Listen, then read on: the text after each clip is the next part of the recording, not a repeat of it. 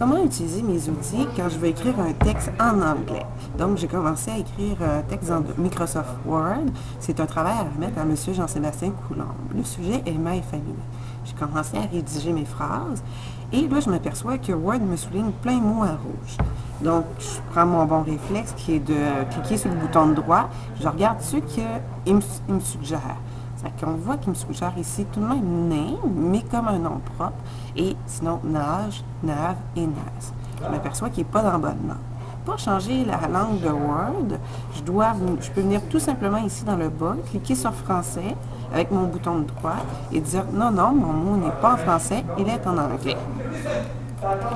Donc, on voit ici, il accepte name, c'est correct, tu n'as pas fait d'erreur. C'est un mot qui existe dans son dictionnaire anglophone, mais il n'a pas ôté le reste du soulignement.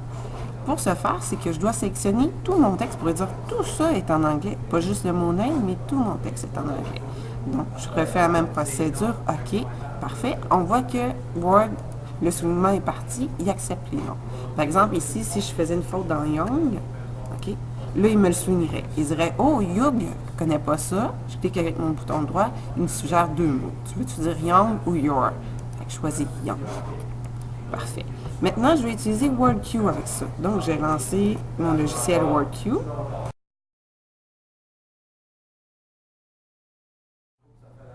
Donc, j'ai ouvert mon WordQ ici. Je veux continuer mon texte en disant mon fils a 2 ans. C'est 2 years. Je commence à taper yes.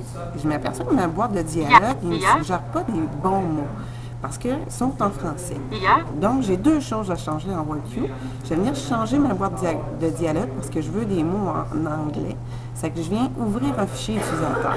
Si vous n'avez pas un fichier utilisateur anglophone, vous allez créer un nouvel utilisateur.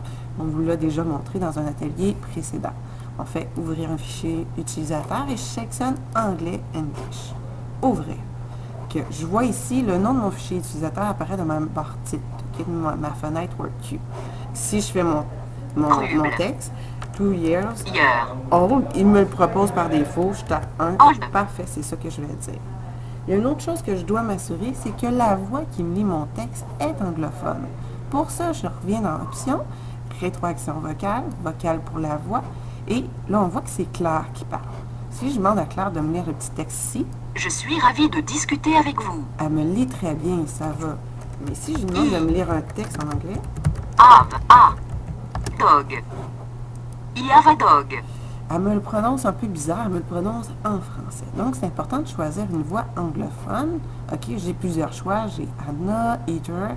Je pourrais prendre aussi Ryan ici. Ça que je demande à Ryan de me lire mon texte. I have a dog. C'est beaucoup mieux. Donc, j'aime bien Ryan, je regarde, je peux sélectionner le volume, la vitesse de lecture. Par exemple, souvent, moi, en anglais, je le mets un peu plus faible, la vitesse, parce que ça me prend plus de temps qu'on prend. En français, je peux augmenter la vitesse. C'est à vous de choisir les paramètres qui vous conviennent. OK. Donc, OK. Si je continue à écrire, ou je lui demande plutôt de lire ce que j'ai lu,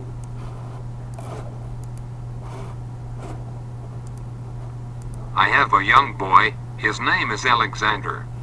He's 2 years old.